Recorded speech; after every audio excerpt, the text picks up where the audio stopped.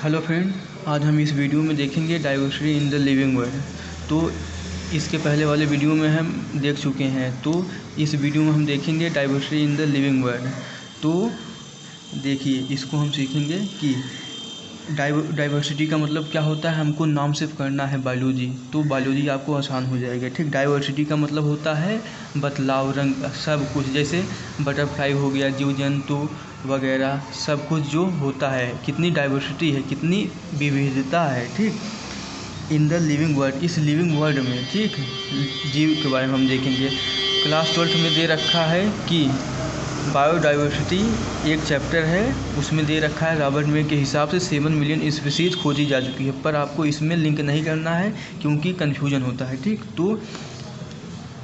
तो ये देखिए 1.7 मिलियन से मतलब 1.8 मिलियन स्पीसीज खोजी जा चुकी हैं। अगर और भी अगर खोजी जाएंगी तो इसमें ऐड हो जाएगा। ठीक, तो अब हम नॉमेनक्लेचर करना है। जैसे कोई भी स्पीसीज मैंने खोजा है, जैसे मान लो पक्षी खोजा, जैसे हमको पता कैसे, जैसे पक्षी है, उसके पंख है वगैरह, पैर वगैरह, उसको हम देखेंगे, उसको हम आइडेंटिफाई करेंगे, देखेंगे, तब हम उसका नामकरण करेंगे ना कि उसमें फीचर क्या क्या है। तो वैसे ही हम उसको देखेंगे, तब उसके बाद हम नाम करेंगे। ठीक, जैसे अगर ICBN का मतलब होता है NCERT में जो दे रखा है सब कुछ, आपको कुछ छोड़ेंगे नहीं। ठीक, तो ICBN का मतलब होता है जो इम्पॉर्टेंट है।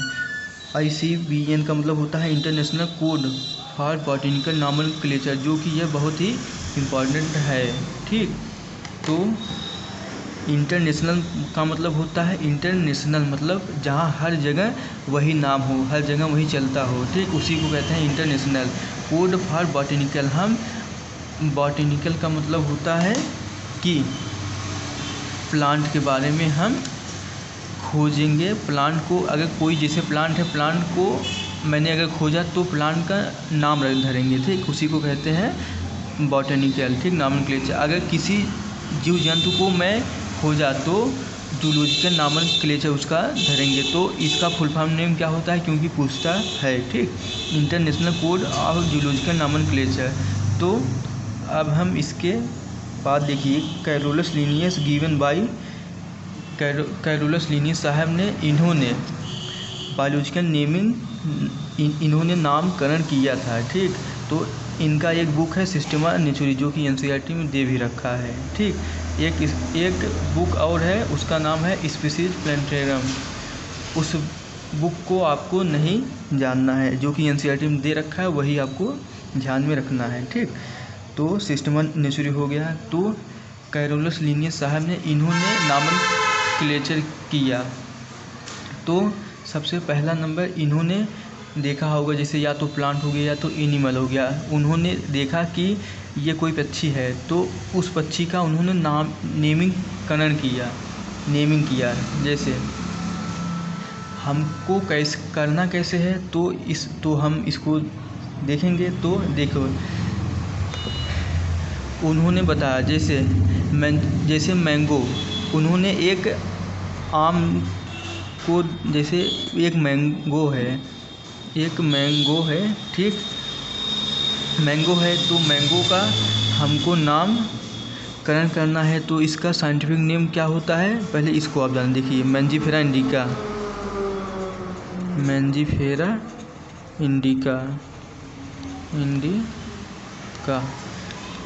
थोड़ा आपको स्पष्ट नहीं दिख रहा होगा, कोई नहीं, आपको समझना है। तो मैंजीफेरा इंडिका, इसका मतलब ये होता है, इसका ये साइंटिफिक नेम है। साइंटिफिक नेम का मतलब हर जगह है।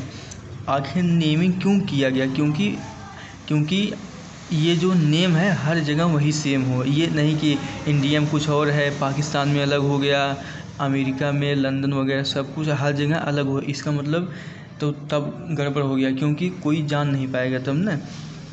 तो इसीलिए साइंटिफिक नेमिंग करा गया। जैसे मैंगो का नाम क्या होता है, जैसे मैंगो का साइंटिफिक नेम मैंजीफेरा इंडिका। आप कहीं भी चले जाओ, अगर ये नाम आप बोलोगे सब समझ जाएंगे। ठीक, तो इसीलिए नेमिंगकरण किया गया, नाम रखा गया कैरोलस लिनियस साहब ने।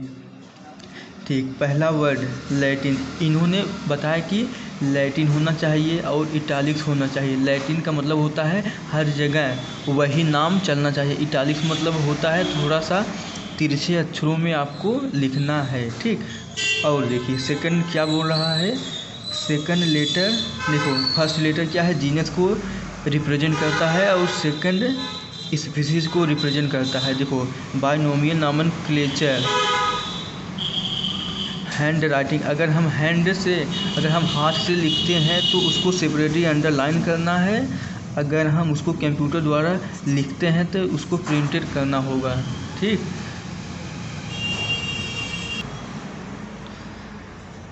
अब हम मॉडर्न टैक्सोनॉमिकल स्टडी देखेंगे, जो कि यह बहुत ही इम्पोर्टेंट है। तो मॉडर्न टैक्सोनॉमी के हिसाब से, मॉडर्न मतलब होता है नया ज़माना, ठीक। टैक्सोनॉमिकल स्टडी, टैक्सोनॉमी देखिए, पहला होता है कैरेक्टराइजेशन। कोई भी चीज़ अगर हम खोजते हैं तो उसको सबसे पहला नंबर हम कैरेक्टराइजेशन करेंगे, उसके बाद आइडेंटिफिकेशन करेंगे, फिर क्लासिफिकेशन करेंगे, फिर उसका नेमेनक्लेचर कर देंगे, तब उसके बाद उसका नामकरण कर देंगे, ठीक।